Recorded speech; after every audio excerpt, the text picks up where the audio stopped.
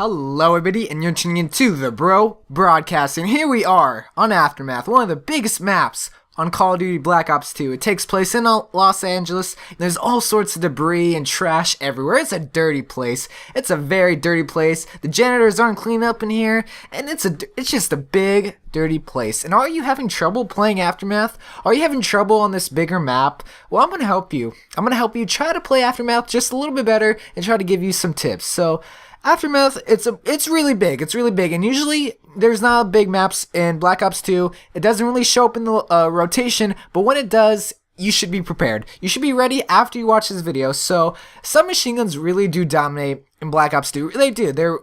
Most of the maps are really small, and submachine guns overpower those assault rifles. And the other Call of Duties, the assault rifles and submachine guns, they were pretty balanced in terms of map wise, but submachine guns dominate, except on this map. Submachine guns, they can't really compare if you use your assault rifles right on this map. If you use them right, then you're probably going to play a good game and probably play the bigger maps right. So what I usually do when Aftermath is in the rotation, what I like to do is I like to use the MTAR and or the FN Fall. I don't know how to pronounce it, but I like to use the MTAR. MTAR is really powerful, and now after the buff, it's probably going to be even more better. It's going to be way more powerful.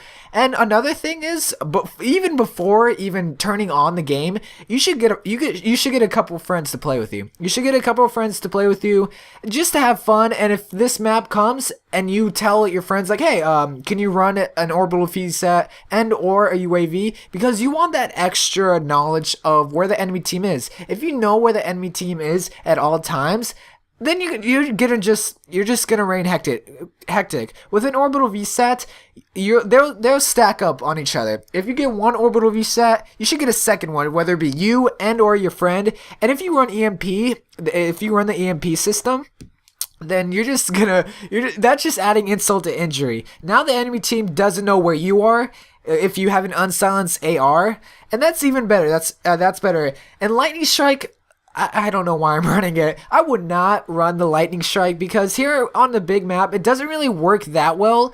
I would suggest maybe a stealth chopper or a UAV or a counter UAV, but for sure you want to run an orbital VSAT. That's the number one priority with Aftermath. You want to run an orbital VSAT with your friends.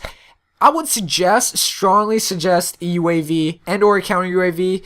And your last one, it can really range. Me, I really like the EMP system because it just adds insult to injury. And plus, I'm using the MTAR without a silencer.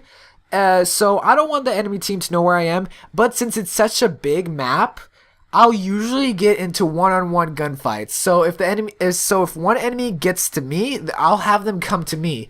And then with my MTAR, I'll take him out, I'll get behind cover. And here on Aftermath, there is so much cover. There's so much debris that you can just use as cover, and it's so amazing and so awesome. So let's review real quick. Use an AR, usually on silence, I would suggest the MTAR. Use an orbital VSAT with possibly a UAV, counter UAV, or an EMP system.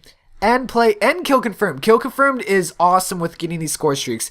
And last, run with a team. Running with a team, organize it, use an orbital VSAT with UAVs. So that's all. That's all my suggestions. Let me know what you guys use, and I die by a bouncing battery. Way to just end my streak. Not even a guy. A guy doesn't even end my streak. But this is how I play. I used to hate Aftermath, but now I really like it because I know what to do. So my name is WACK, and I'm signing off for tonight.